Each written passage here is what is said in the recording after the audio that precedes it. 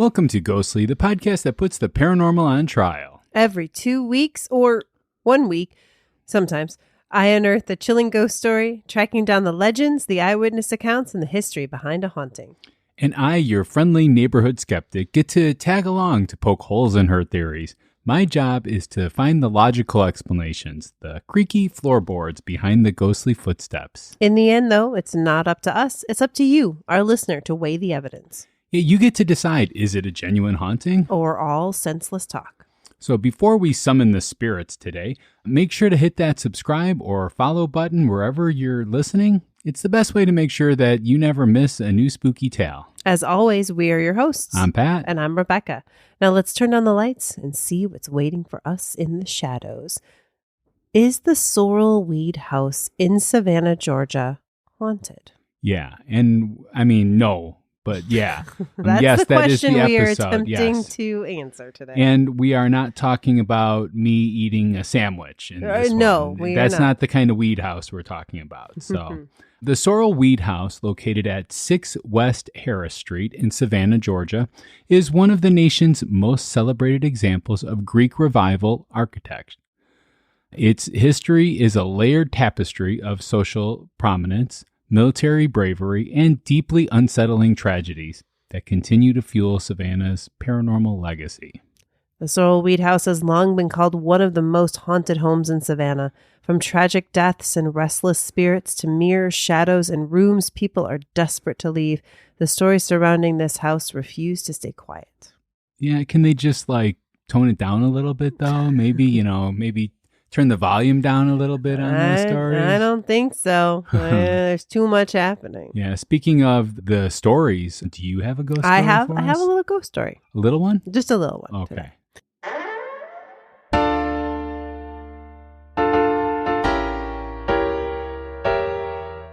It's time for a spooky tale from Rebecca.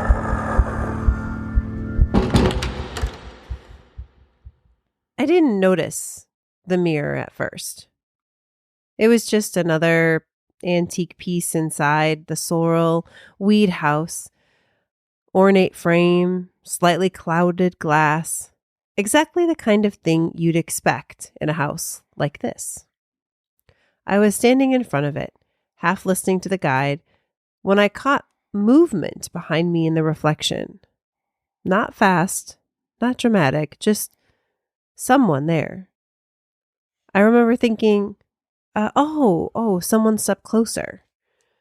But when I turned around, there was no one behind me. The room was exactly the same as it had been a second earlier. I looked back at the mirror, and the reflection was normal again. Just me. No chill ran down my spine, no sudden noise. What unsettled me was how ordinary it felt. Like the mirror hadn't done anything wrong. Like it had simply shown me something it wasn't supposed to. And then corrected itself. For the rest of the time I was in that room, I avoided looking directly into the glass. Not out of fear, but because I had this quiet, persistent feeling that if I looked too long, I might see something again. And I wasn't sure I wanted to know who or what was willing to stand that close behind me. Yeah, like Sting says, don't stand so close to me. Yeah. Right? I think he's referring to the story, actually, during that. So how much of that is based on any kind of factual information? I mean, Rebecca? that is based on common story that is Common? told. Ooh, yes. okay. Mm-hmm. All right, well, we're just going to get into the Pat Facts. Pat then. facts. Pat's Facts. From a skeptic point of view. Pat's Facts. He presents it all to you. Pat's Facts. Facts. So the house was designed by renowned architect Charles Kluski for Francis Sorrel. I'm sorry, Klusky. That sounds Klusky, yeah. like, I mean, I don't know. That just, it sounds like a made up name from like a musical or something. You figured me out. I made it up. Totally.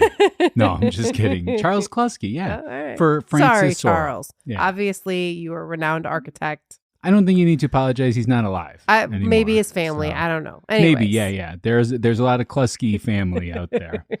So Francis Sorrel was a wealthy shipping merchant from French Saint Dominican, which is modern-day Haiti. Okay. So the construction was completed around 1840-ish. The mansion features a distinct burnt orange stucco and symmetrical design. Okay. So, so it's almost, God, scary. Like, not quite, not 200 years old, but no, like but pretty not close. That far. Yeah, pretty close to that. Crazy. And it was one of the first of two houses in Georgia to be designated a state historical landmark. And it got it in 1954. Oh, wow. Okay. That's good. Yeah. So almost 100 years ago, too. Yeah. So that's crazy. Jeez. So Francis Sorrel was an incredibly successful merchant, but also a prominent participant in the slave trade. Of course. Owning between 3 and 11 enslaved individuals at any given time to maintain the 16,000 square foot estate. So let's talk a little bit about Gilbert Moxley Sorrel. So that's Francis's son. Okay. He's often cited as one of the finest staff officers in the Confederacy. Despite having no formal military training, he traveled to Virginia at the outbreak of the war and secured a position under General James Longstreet. I wonder if there's a street named after Longstreet. And I wonder how long it is. There you go. So, yeah, Gilbert, he quickly rose from captain to lieutenant colonel, eventually becoming Longstreet's chief of staff.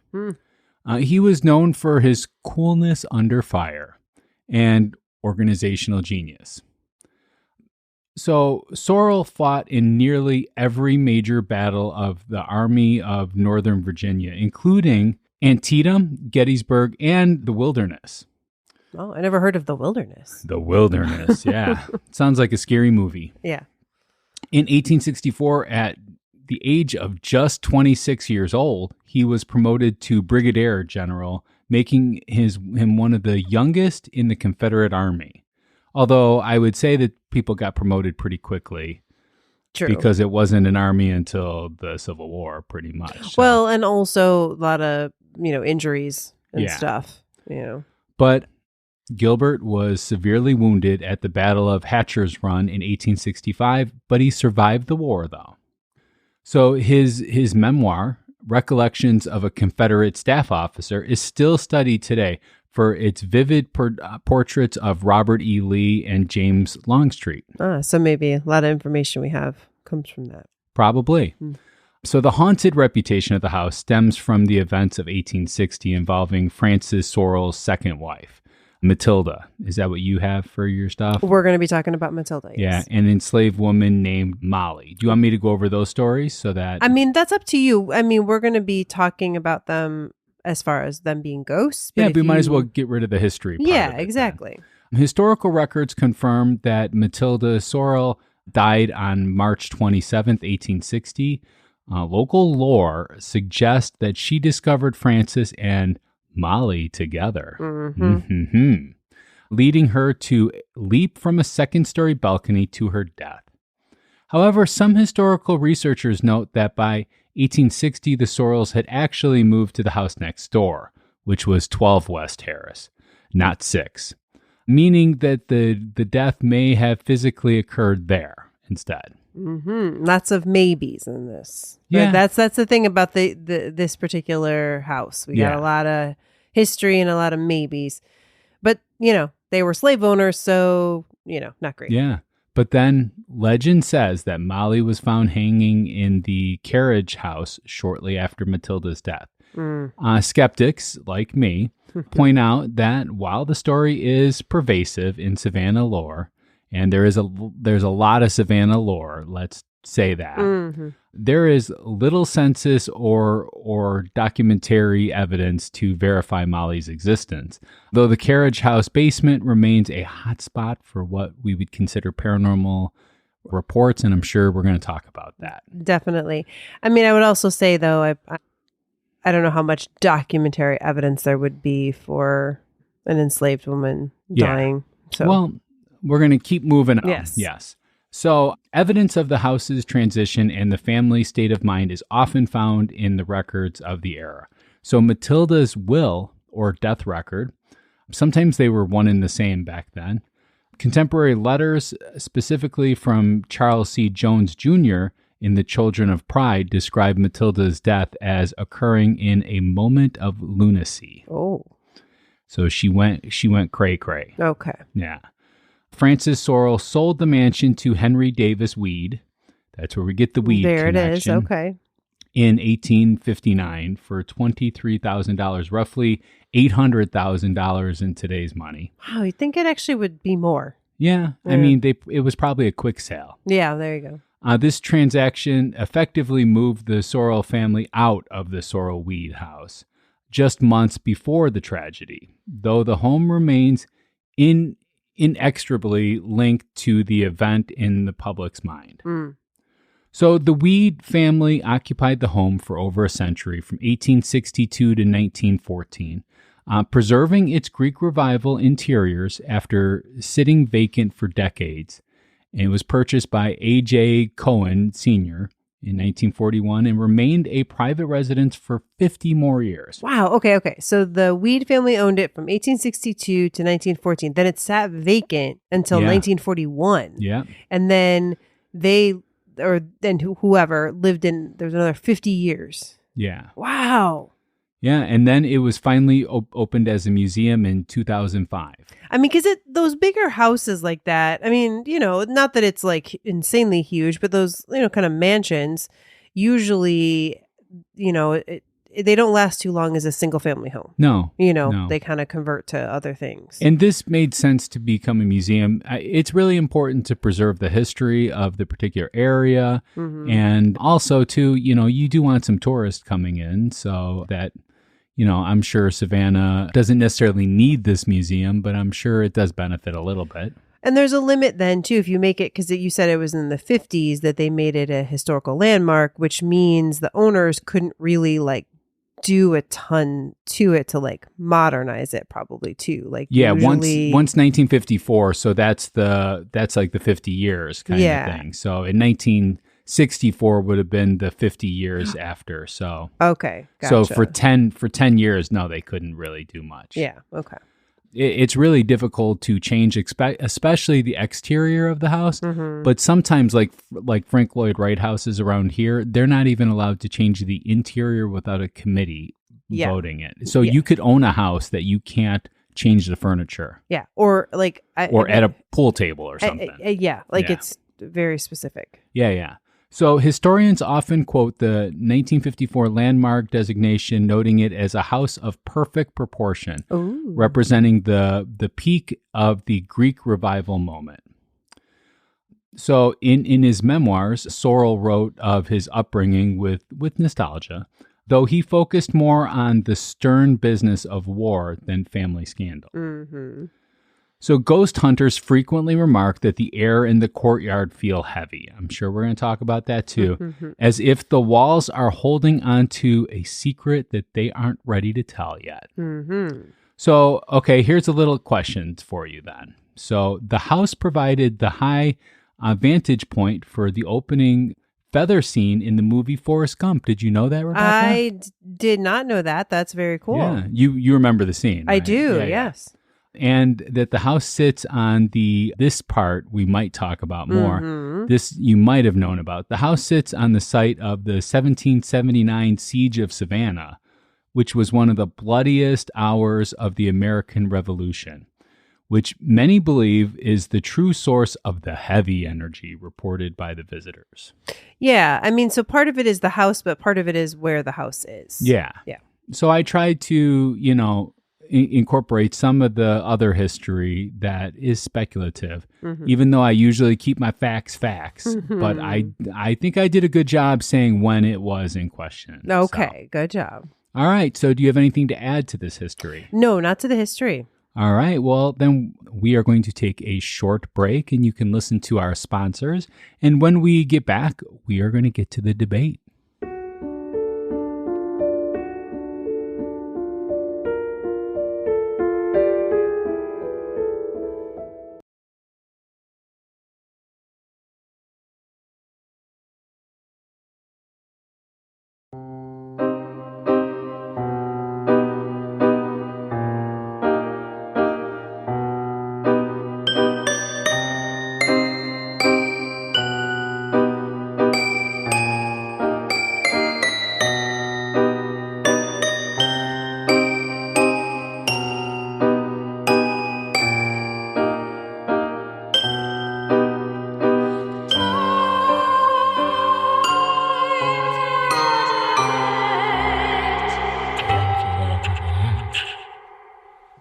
right, Rebecca, you ready for a debate?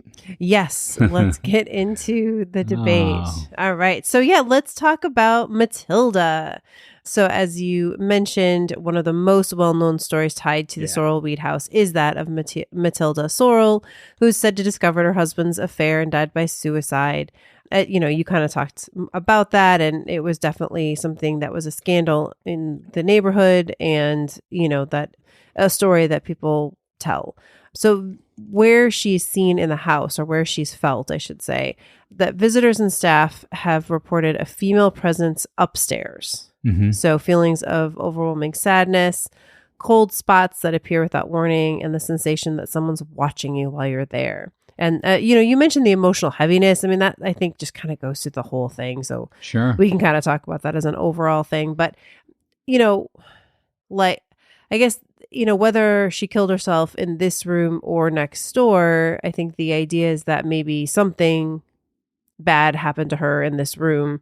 And that is why they feel that it is Matilda that is the female presence that people feel when they are upstairs. All right. Well, let me ask you this. So, would it matter to you? Does it change at all your score that she might have died next door? In fact, probably died next door versus here. Does that change anything? No, because I think if they had just recently moved, and I feel like where she would choose to haunt would be the space where she felt emotionally connected to, where she had lived. So that has no relevance to your score at all. No. Okay, but I do feel it was the next door, and I mean, to me, it doesn't matter either which way. I would still answer this claim that sometimes just the decor of the house can make you feel that way. Sometimes the way that the walls are painted or what kind of paint. Also, too, sometimes there's low levels of carbon monoxide in the air that might also cause that. That's not enough to trip off any carbon monoxide sensor because it's under the amount that is needed, but it's enough. These old houses sometimes just have that kind of feeling to them, especially if windows are not placed properly. And I'm not sure what that room looks like and what the hallway leading up to that room looks like. But I would imagine if we were there, we would notice that we would probably comment that, oh, well, this is like really, darkish color paint or something like that. Or the paint seems very thick in these areas or something like that. That would give more inclination as to what people are actually experiencing. So I'm going to say that this can be purely cosmetic effects too, and I'm going to give this one a 0. Okay. Well, now I didn't necessarily put it in here as like a quote, but just because it starts to get long. It was a really long comment, but definitely there are people that have gone here, not just like a general public, but people that have the ability to feel like mediums, mediums, things like that. Yeah. This is definitely a room where they really feel a presence. It's pretty common. Yeah, but it's hard because the history is already there, right? So if they believe that, and they might not even know that she probably died next door. Had they known that, it might influence what they're going to say, but they don't know that. So they might have more feels because they feel drawn to this room because of the tragedy that they've heard of. And they can, they themselves feel that tragedy in that room, but that doesn't mean it's a ghost. It means that we could be empathetic at times. I mean, true, but that again doesn't mean that it's not a ghost though, too. Well, to me, I mean to you it doesn't. Yeah. So I understand that, but to me it does, but All right. So what's your score? Oh, I already gave it 0. So. Okay. Yeah. So for me, I'm gonna give this one. I'm gonna give it a 6. Okay. Yeah. I want to give it a 7, but it's a little, it's hard to know for sure, exactly who it is that's there, or if it, what's causing the sensations. All right, let's move on then and talk about Molly, right? Because that's the other person you mentioned. Yeah. And this, we're talking about the Carriage house. Yes. So This is another, obviously unsettling legend that an enslaved woman referred to often as Molly. Again, we don't necessarily know for sure if that was her name, or if she existed, So. Yeah, I mean, again, I wouldn't surprise me if this had happened, and that's, I mean, like the story came from somewhere. Yeah, it could be from lore. It could be made up. I mean, but okay, it doesn't matter. Yeah. Well, anyway, so she was found hanged, right? So people who enter that space often report sudden nausea, dizziness, and tightness in their chest, as well as an intense feeling of dread, as if they're being warned to leave. And some describe pressure around the neck or throat that disappears the moment they step outside. Okay. So such a weird word, too. I always hate it when we have to say hanged. Yeah. So, okay. So as an English professor, Rebecca, explain this to me. So, okay, if somebody is found with a noose around their neck, right, they're considered hanged. Yes. But if somebody is like doing like I don't know, like just holding on to something and just letting their body drop for a second and somebody sees them and they're talking about it, would they say that they hanged there or would they say that they hung? They hung there. So why is there such a difference between... I don't know. I think I honestly, I feel like I have read this before, but I don't really remember. But I would just say too, is like, because it's such a specific act, a specific thing against a human, that we give it a specific way to say it. Is there a lot of words like this where the tense seems weird like that? No. I mean, English is weird. It seemed like somebody said it accidentally once and it just kept going, like that. No, I think that's, It was for a reason. Okay. Everything's for a reason, but sometimes that's just what happens over time. I mean, I'm just curious because I do have, an expert in the English language in front of not me. For so everything, yeah. Yeah, but I figured, you might have some insight to that. Yeah. So, okay. So, first of all, it's a carriage house, right? So, I wonder right now if they use it as a garage. If so, then there could be cars in there and there could be fumes that are causing some of these sudden nausea, dizziness feelings. Also, too, it could be the way that the room is positioned, too, in the house. Sometimes if the sun is hitting it or not hitting it in a certain way, you might have more chance of that.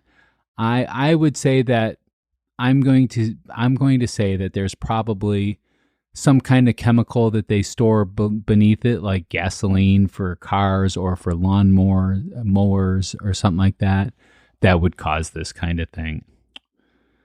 So let's see, feeling of dread as if they're being warned to leave.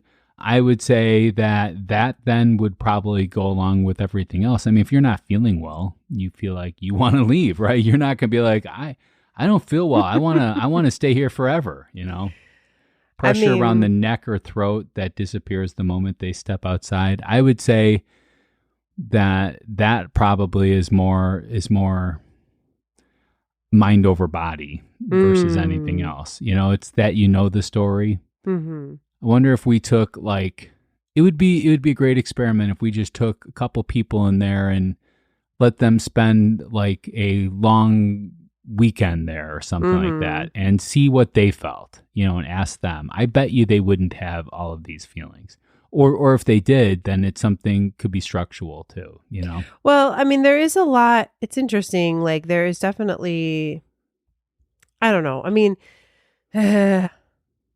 like there's a lot of, part of what they argue for why it's haunted is that, I mean, it is a place that gets investigated often. Yeah. So like they do that. Like they do put people in and I don't know if they spend the night, but like. No, but they all know the story though. The investigation. But yeah, but that doesn't mean that they're not like finding things like, I'm just saying that you could be influenced by the story ahead of time.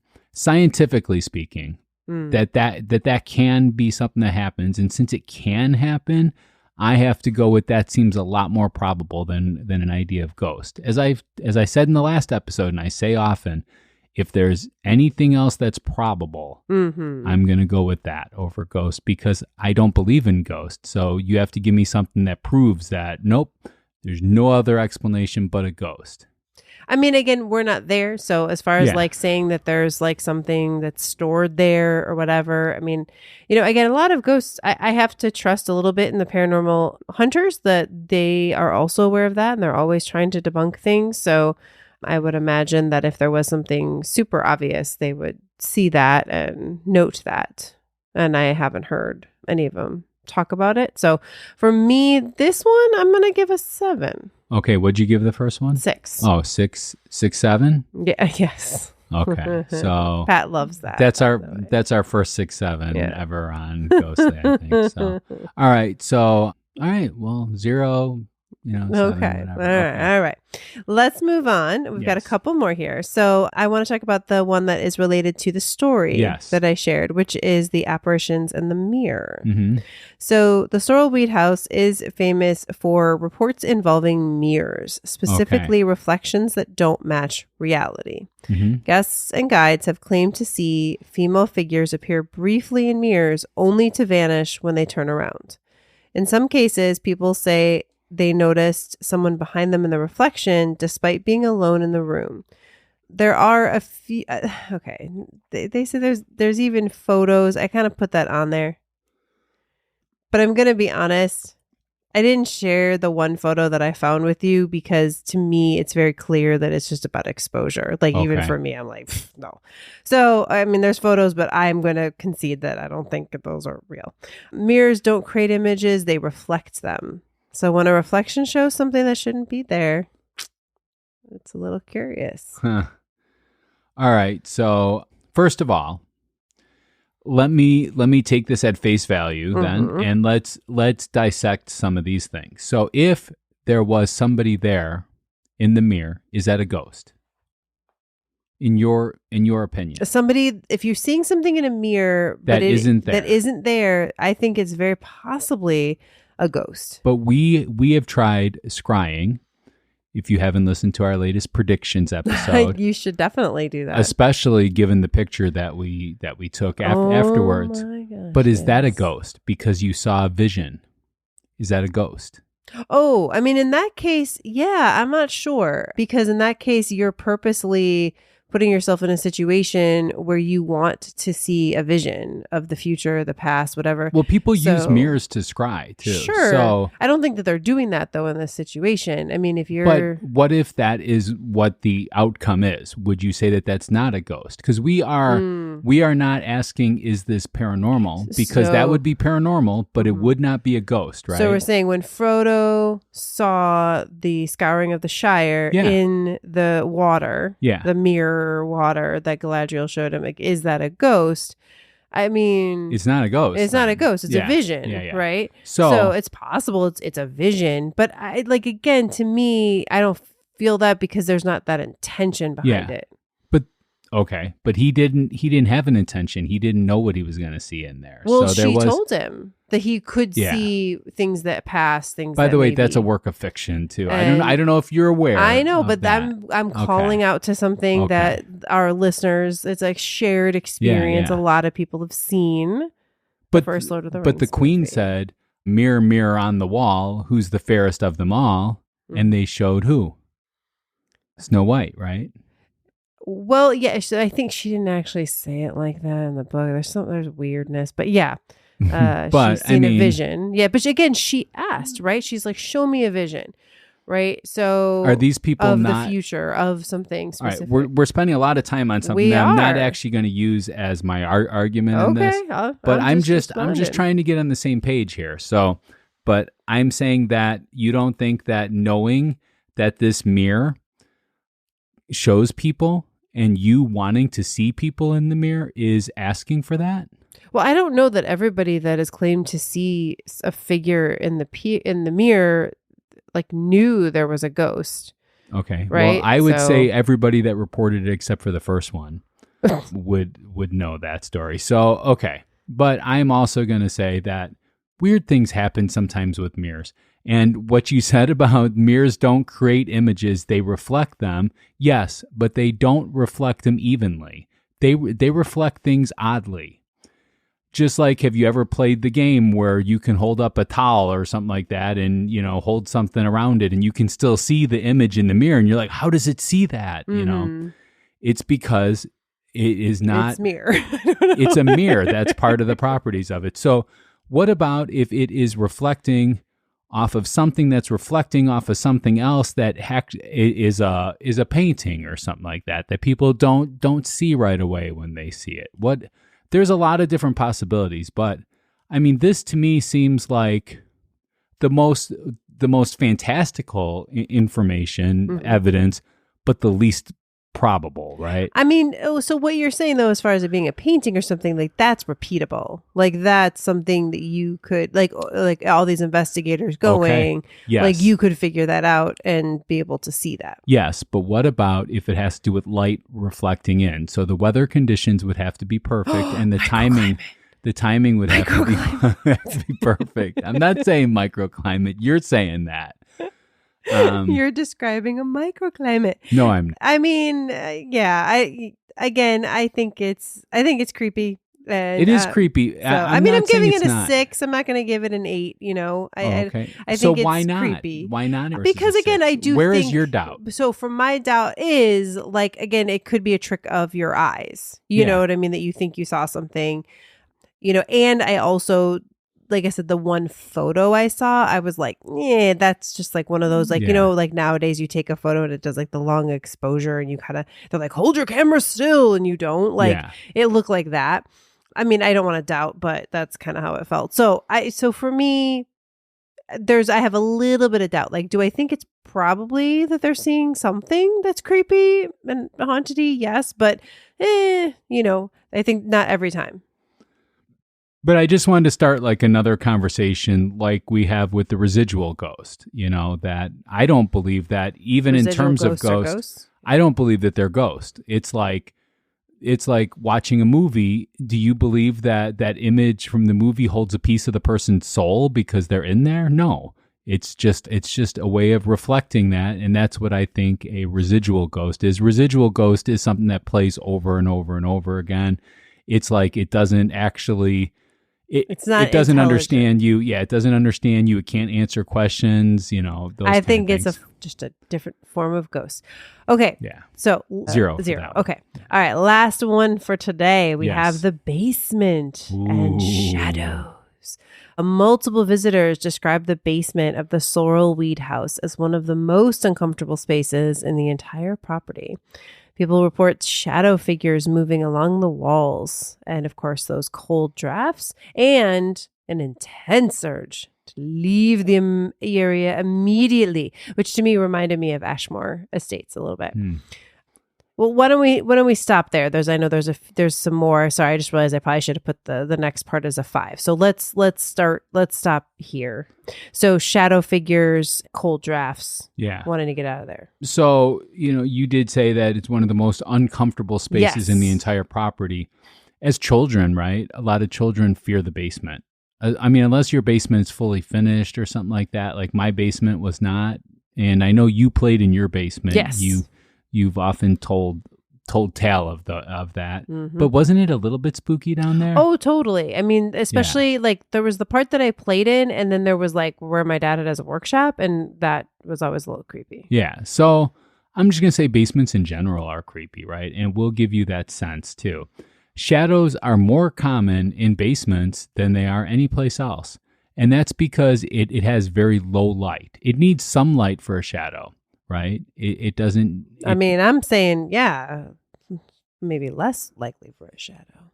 It's so dark. Well, it depends on how dark. Like if it's pitch black, you will not see a shadow because you can't see anything. So it needs a little bit of light, and that little bit of light casts shadows on everything then.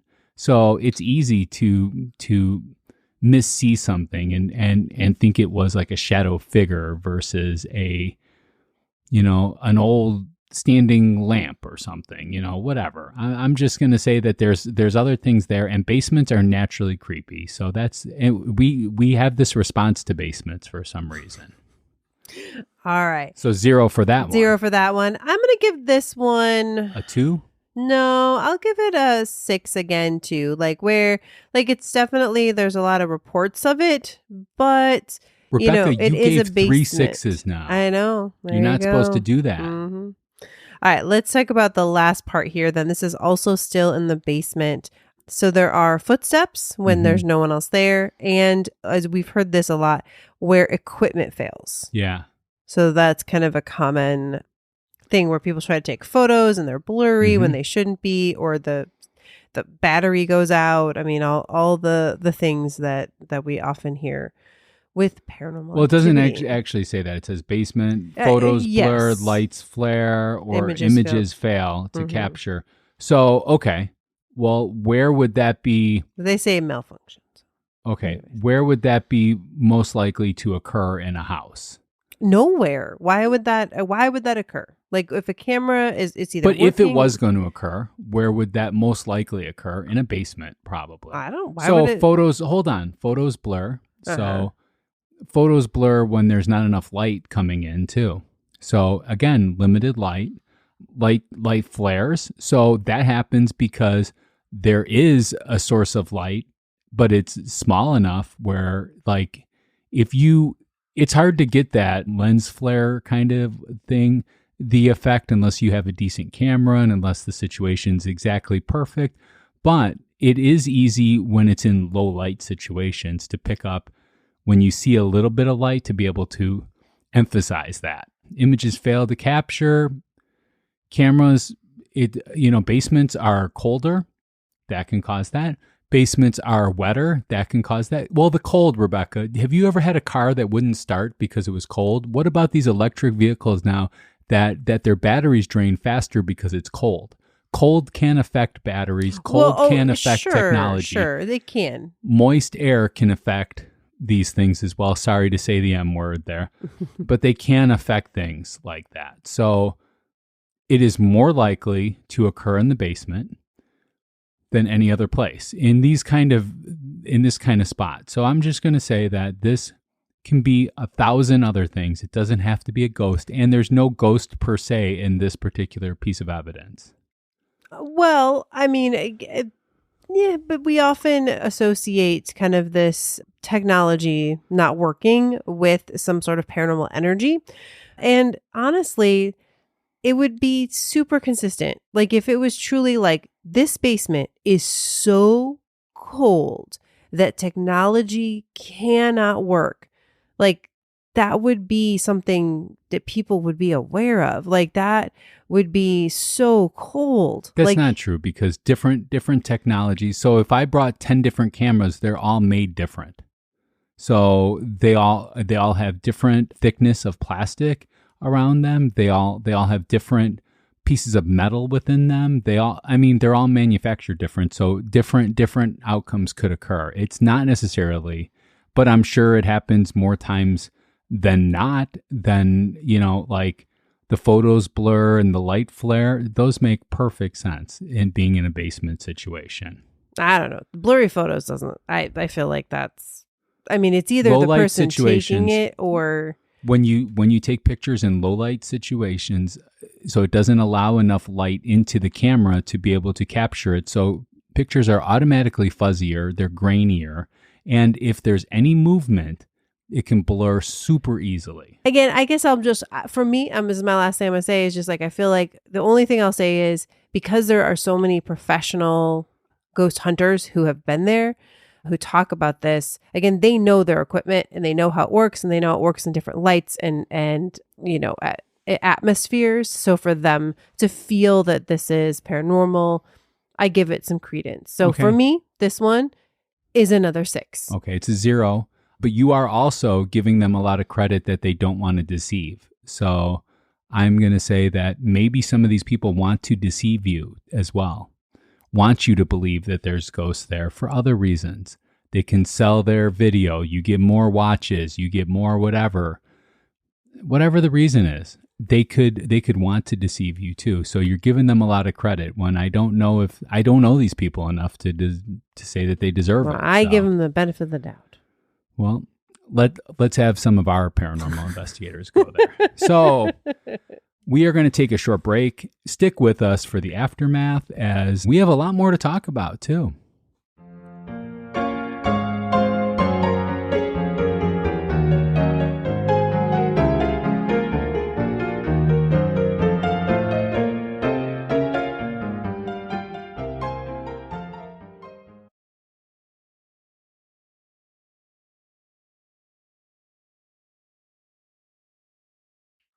All right, welcome back to the aftermath. So, Rebecca, what is your overall rating? Well, I think I got to go 6 because I Okay. had mostly 6. I had 1.7, but Yeah. that's kind of where I landed today. How about Yeah. for you? When you average them all 28. together, 28? Yeah, it's definitely haunted. No, it's a 0. It's a 0 for me. I don't think that there's much evidence here as far as the actual ghost go. Mm-hmm. Maybe that there's creepiness. Like if we would measure creepiness, I would say that a lot of the places that we've talked about, creepiness level high, ghost level low, low. All right, so that brings us to the closing arguments. This is our last chance to convince you to vote our way. We are each given 1 minute of uninterrupted time. We will time each other on the Ghostly Studio timer to keep everyone honest. Rebecca, are you ready? I am. And away we go. Okay. It's going to do a long countdown because power went out here the other day. That's right. Because there's ghosts here. Exactly. All right. So the Sorrel Weed House, I think, do I have a little bit of doubt that comes in my mind? Yes. But honestly, these stories have been told about this house for a long time. As we said, it's a 175-year-old house, and it's not new for people to talk about it being haunted. And there are a lot of paranormal investigators that go there, and there's some very clear areas. It's not the whole house, but that upstairs, that carriage house, and the basement are very clear in being a place that people really feel the spirits. They feel the cold, they hear things, they see things. And so there's a part of me that thinks there must be something there just because there's been so many stories. So I can't totally discount it. I just can't. All right. I think you took it right to the wire there. I did. And that's okay. All right. Pat, am I ready to go? Yes, I am ready to All go. right. It's going to be the long countdown again, though, so I got to just stare off into the void. Rebecca, you said it at the end of your closing argument. I don't usually use them, but you said it at the end that there has to be something. There has to be something given this. So we are projecting this. We are projecting our desire for there to be a haunting. We project it for other reasons than what we think. A lot of us want there to be an afterlife so that we know that we can still talk to our loved ones, or that we feel more comfortable with our own mortality. But that doesn't mean that there is. We are projecting, and we need to check ourselves every once in a while and say, is there actually evidence that there is something? And I don't think that there is here. So that is it for me.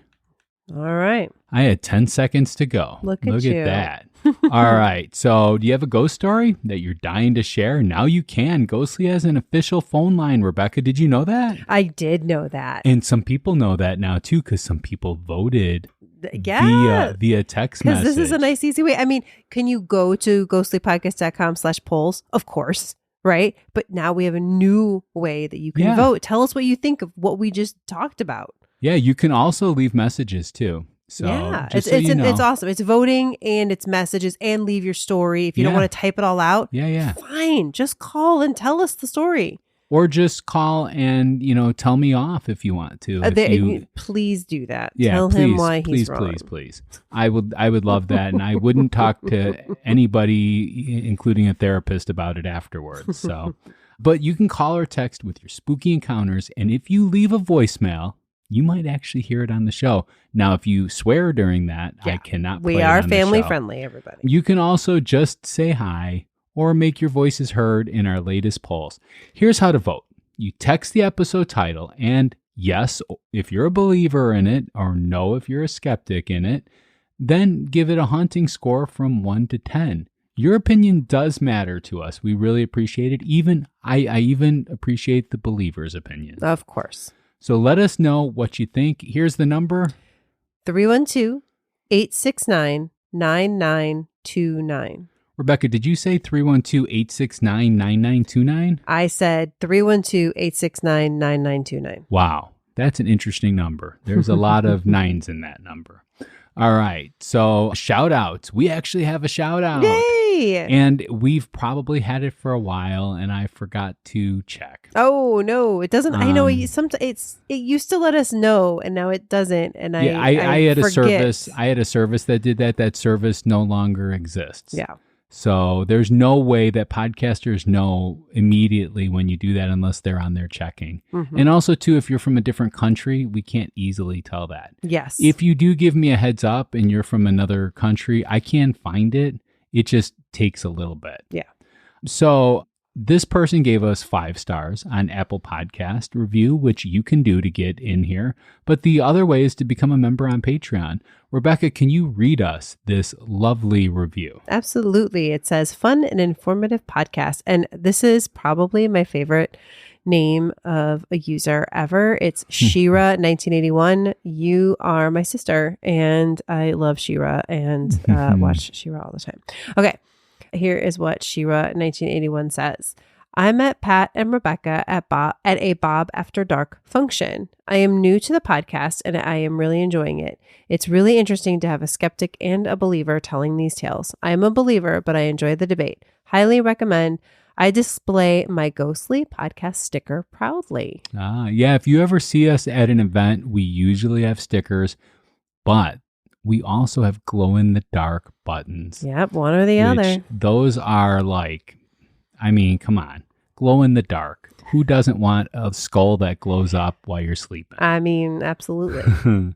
All right, so do we have listener mail? We do. We're continuing on with Nicole's letter to us. Yeah, she's got so many stories. Do we have any other stuff in the bank? We do. We have another email or two, I believe, but you know what? But we need a lot more. We need so many more. We've got a whole year here to fill up. So while you're finding your place, let me go ahead and just say that we always want to hear your stories. To send us a story, you can email us at info@ghostlypodcast.com or use the contact us form on ghostlypodcast.com. And one of our favorite ways to get a ghost story is in the actual mail. That's P.O. Box number 264, Geneva, Illinois, 60134. It's also on the footer of our website, ghostlypodcast.com. Scroll to the bottom and you'll see it there. Okay. So we are continuing on with Nicole here. She had just moved into a new house, and last time we heard about her ghost cat, but we're moving forward here. So now she says, one night while I was pregnant, I woke up to get a drink. When I turned the corner from the living room to go back into the hallway to my room, I jumped and was startled by a large black figure in front of me. It was even blocking the porch light coming in from the window. I thought it was my husband playing a joke and trying to scare me, so I said, "Stop it," and playfully hit him, but my hand went straight through this figure. Exclamation point, exclamation point. I ran to my room, into bed, and under the covers. I mean, I'm sorry, but that is super creepy. And the covers are glue, right? So nothing can get through them. Nothing can hurt them. No. Yeah. Wow, that is very spooky, Nicole. Thank you so much. How many more stories we got? Like, do we have 1 or 2 more in this? Oh, I think we have 3 or 4. Oh, 3 or 4 more. Okay. Nicole brought it. But make sure that you send in your story because we want to have some waiting to go for our episodes. Oh, absolutely. Yeah, we've got plenty of episodes, plenty of room for stories. It is nerve-wracking when you're like, oh my God, I have no ghost story for this particular and or we no know listener you mail. Have them. Every time we meet listeners, you guys have stories for us. Well, you need to record them, Rebecca. Yeah. Jeez. So don't let your friends miss out on the chills. Share Ghostly with them and help us grow this community of paranormal enthusiasts. Your support means the world to us. We love you guys. We wouldn't be here without you guys because I don't think I would just sit here and talk to myself. Shout out to our VIP producers who make this all possible. We have Andrew, Alicia, Becky, Cindy, Kevin, Jessica, Alice, and Aaron. Is it real? You be the judge. Share your verdict at ghostlypodcast.com polls section and let the debate continue. So just really quick, you may have been like, you guys skipped the polls section. Well, you may have also noticed that this episode, there's only been 1 week since our Ashmore Estates Yeah, we're trying to get back on out. schedule. Yeah, we got to get back on our, right, after the construction kerfuffle. So we're going to give you guys, along with this episode, another 2 weeks here. And then we'll just read both Ashmore and the Sorrel Weed House poll results in our next episode. You promise? I promise. Okay. Do you want to hear about what the next episode is? No, I want you to tell them why they should subscribe now. Oh, because if you subscribe now, you're going to get more spine-tingling encounters with the unknown. Oh, of course. Yeah, that sounds like a good reason. So what's the next episode, All right. Rebecca? On the next episode of Ghostly, we will be talking about the Pittock Mansion in Portland, Oregon. We're going way across the country. Oh. And it comes out on February 25th. Wow. Okay, that's almost the end of February. Yeah. Wow, it's happening so fast. I know. Huh? Until next time, stay ghostly. Bye.